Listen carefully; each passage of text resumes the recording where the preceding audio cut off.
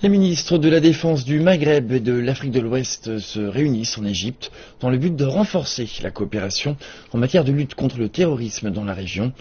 Ils proposent ainsi de créer une unité antiterroriste multinationale. Ce sommet rassemble 27 pays représentant le Sahel et le Sahara et il est la deuxième plus grande rencontre après celle de l'Union africaine. Ils sont ici pour consolider les efforts dans la lutte contre le terrorisme.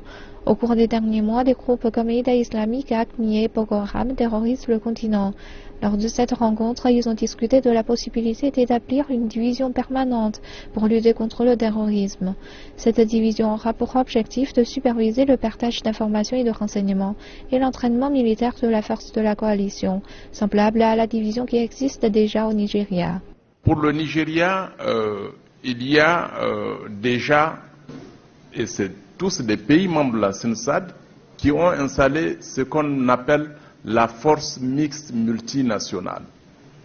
Les armées du Tchad, du Niger, du Bénin et du Nigeria de combattre la secte Boko Haram sans distinction de frontières, sans distinction de pays.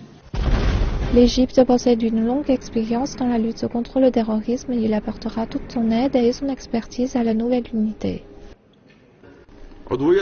À travers l'adhésion de l'Égypte au Conseil de paix et de sécurité de l'Union africaine et au Conseil de sécurité de l'ONU, qui préside le comité de lutte contre le terrorisme du Conseil de sécurité de l'ONU, l'Égypte deviendra une plateforme commune pour les conseils et pourra ainsi soutenir les efforts déployés pour lutter contre le terrorisme au niveau national et régional. Les membres ont toutefois convenu qu'il fallait mettre en place d'autres mesures pour lutter contre le terrorisme.